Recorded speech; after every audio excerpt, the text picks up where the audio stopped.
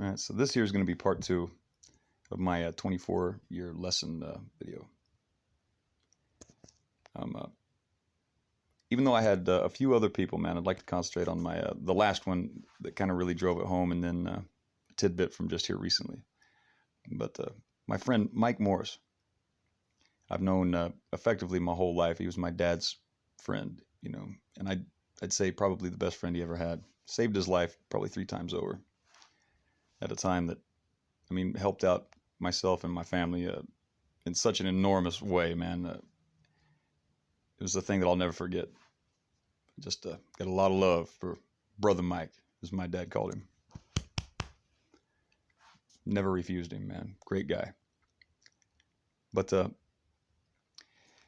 right before he passed himself, about a month before was the last time I saw him, and I go by his house one morning, and I brought him breakfast and everything. We hung out for a while and chopped it up and stuff, and he tells me this story about back in the day when people were hitchhiking everywhere, and he did himself too sometimes. He said he didn't even own a car for years, but at this particular time he did have a car though, and he kind of paying it back. He found he saw some hitchhiker out there, and it looked like he was about on his last leg, and so he picked him up, and he takes the guy home. He fed him dinner and gave him a place to crash for the night and everything.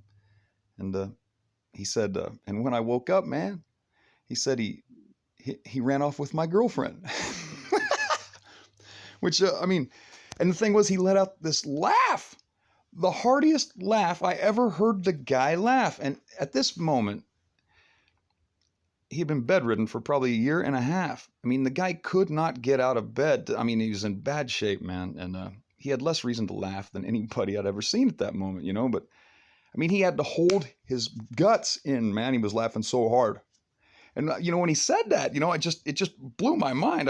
I said, man, I'd have been so mad, I'd have hunted them to the ends of the earth, man. Those sons of bitches, And I said, man, you didn't feel like that about that then, though, did you?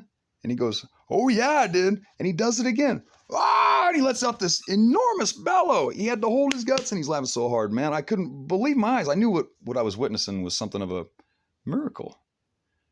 It's a perception thing. What he did right there, the lesson that he drove home for me that I began learning at 18 with the rock healer, it's a perception thing. It's magic. It's alchemy. It's amazing how, it's like my reaction, man. I'd have hunted him to the ends of the earth, and it was just amazing to me how he could look at it that way. Perception alone gave this guy this magical ability, to turn dog shit into diamonds. And that's effectively what he did right there, right in front of my eyes. And the thing, it took me a while to really understand that that's what he was doing, just like the rock healer. And others. Got some other doozies too, man, but God bless you, Brother Mike. That one was enormous for me, just because of the state that he, in my mind, should have been in, right? He wasn't well. He couldn't hardly breathe, he felt like hell, he couldn't get up. They'd messed up a spine surgery on him or something. It was why he was so bedridden. And it couldn't have happened to a better guy, But I really felt for the guy. But man, his attitude, like my grandparents had it too. Like they could smile through any hardship. It was amazing.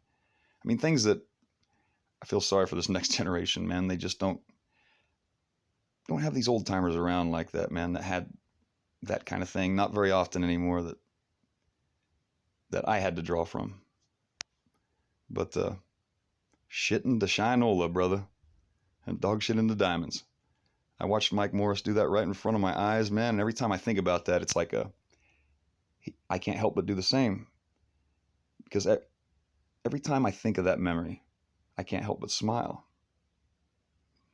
Just like the rock healer, every time I think about it, like magic, man. I could be in the worst mood, and all I have to do is remember that guy, and I remember that look on him when he was busting a gut there, man, laughing about a thing like somebody stealing his fucking girlfriend after he did him such a nice favor, that would leave most people butthurt, I dare say. He might be the only guy on planet Earth that could have let out a laugh like that when somebody knifed him so hard. My last point here, though, the guy sitting next to me that heard that story also, Mike Morris's son, Matt, was fucking my girlfriend at the time. And see, man, I draw on his dad now